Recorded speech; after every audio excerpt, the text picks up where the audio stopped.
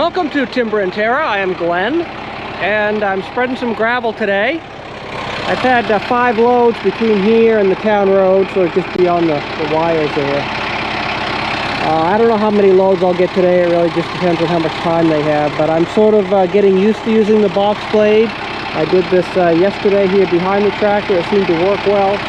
I'll explain. I want to spread this out before he comes back again. But I do want to explain, not so much an issue, just my situation there with the top link and controlling the angle of this box.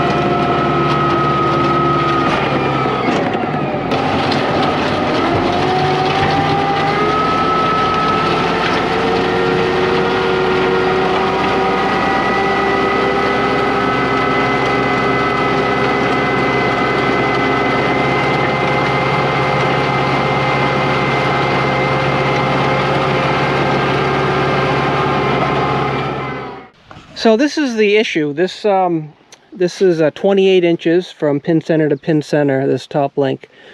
2 things I want to talk about that. One is the length and the other is the category. So I'm learning the categories a bit more as I get into this. But the issue is the top link is fully extended, and this is the amount of angle I get when I'm trying to spread rather than dig. And with the back blade resting on the ground, the front blade has probably 1 to 2, maybe 2.5 inches, but 1 to 2 inches. And I found, even with this angle, if I let the 3-point hitch float all the way down, it still wants to dig in, depending on the nature of the pile. Real soft material, it'll just dig in, and then either it'll stall my tractor, depending what gear I'm in, if I let it, or it spins. So what I've done is I've ordered one that's, instead of 28 inches long, is 31 inches. So it'll give me an extra, 3 inches or so of extension. Because what I believe, and I've tried to look this up, and I've gotten conflicting indications, as no one's really sort of said outright, regarding whether the 3-point hitch height should be used to control the box blade, or you can just let it float and just use strictly the angle. My assumption was the more I angle it this way, the more it'll sort of ride on the pile and not dig in as much. So I'm thinking with a longer stroke and a steeper angle, a more severe angle, then I can still let this ride sort of with the weight of it on the ground and still be able to not aggressively dig into the pile. But I could be all wet. So what you saw a bit ago was me controlling, my face is probably all bloody now. What you saw me was controlling the height of the 3-point hitch to prevent it from digging in too far. And it works okay, but it'd be nice just to worry about 1 control instead of 2. And I have finer control with the rear remotes for the top link than I do the up and down on the 3-point hitch. Just the nature of the controls. A little bit more finesse, I think, with the rear remote than with the 3-point hitch height. So what I asked him to do to hug the road, so as he came in, it was the left-hand side of the road. And that's what he did. On the second trip, he's going to hug the right-hand side of the road. So he's spreading probably about 9 feet wide The road here is about 12 feet wide, so that'll give a fair amount of height in the center if I want to crown it. Around a corner like this, I don't know if I want to crown it or if I just want to sort of bank it and then have all the water run that way. I'm thinking that's what I'd like to do. But just to get the material down. The other thing I'm thinking is this lift here is it's going to vary because the road is not completely flat underneath. But I'm thinking of maybe this 3 or 4 inch lift, you know, drive over for a bit, let it set, and then figure out where I might need some more, and then just you know, spread some more. Meaning I'm not too concerned about the final grade or any crown I have in the road, because I can establish that later if I'm going to bring in additional material. Plus, it'd be nice to get some practice with my box blade before I do the finished product.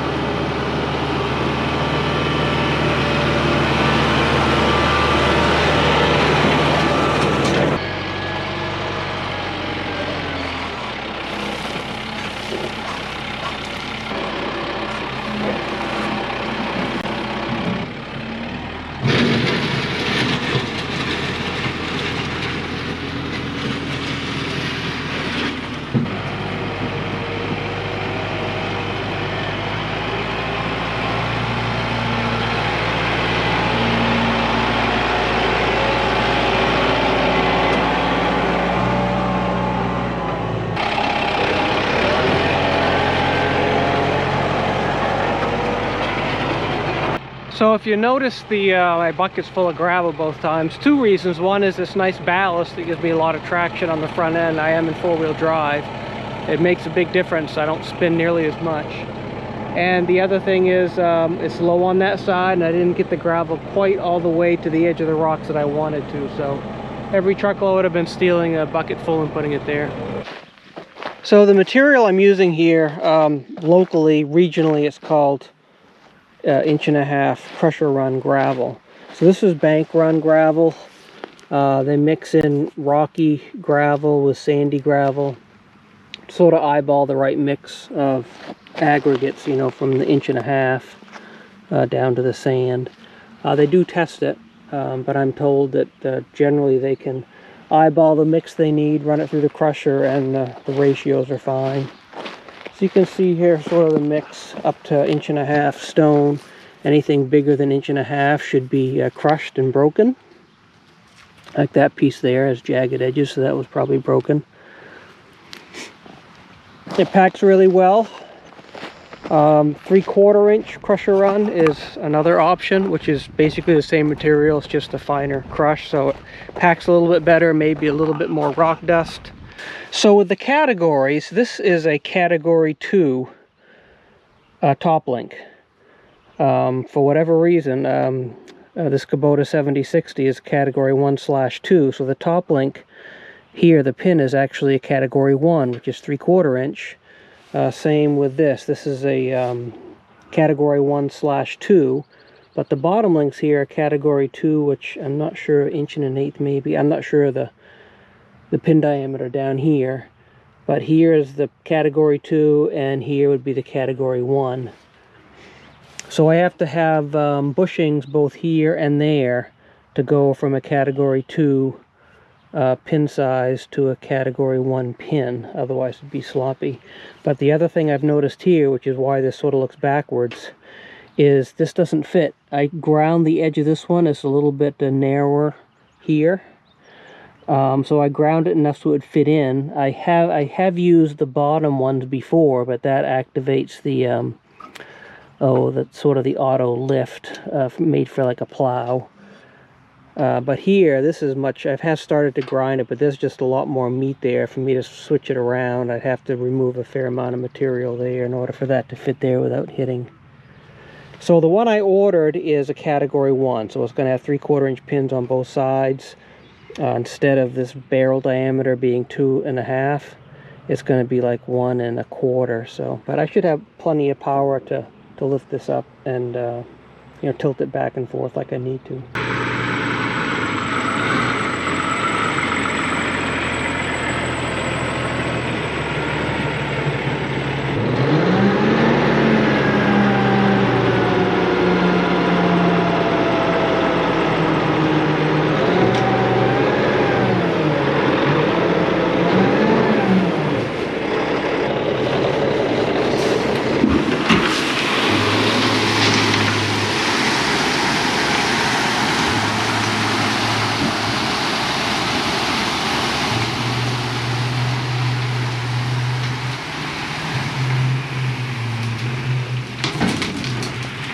So it's a little bit thick down here. That's how it's been, but it's fine because I'll grab that scoop of dirt, put it at the end of the driveway, and we'll spread this out. So he's done for the day. He actually, I wasn't planning on getting any today from when I talked to the pit, but I got 4 loads today, so that's a total of 9. I was guessing a total of 12, maybe 15 loads to do the entire run. So it looks about right, because I sucked up 3 loads at the beginning of the driveway because it's so wide.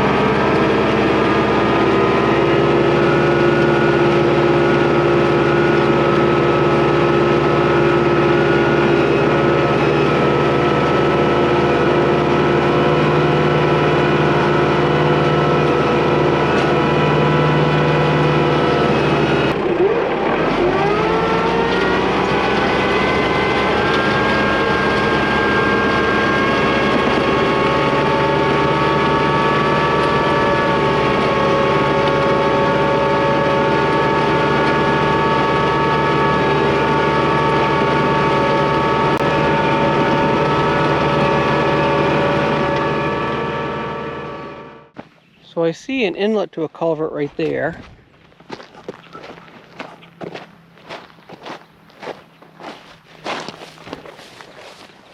But I don't see an outlet to a culvert. So yeah, I have a little bit of handwork to do. I think he favored this side just a little bit too much, but that's fine. The road will be okay, and I'll just shovel that out. Anyhow, so that's it for now. So despite my rookiness, my newness at using it, I'm happy with how it's turning out. Getting used to the box blade. I'm anxious to get that new top link so I can have a bit more angle flexibility with the angle on the back blades. So this will do it for this video. I'm not sure when we'll continue graveling the road, but I'll make sure I capture that. I appreciate you tagging along today. Thank you very much.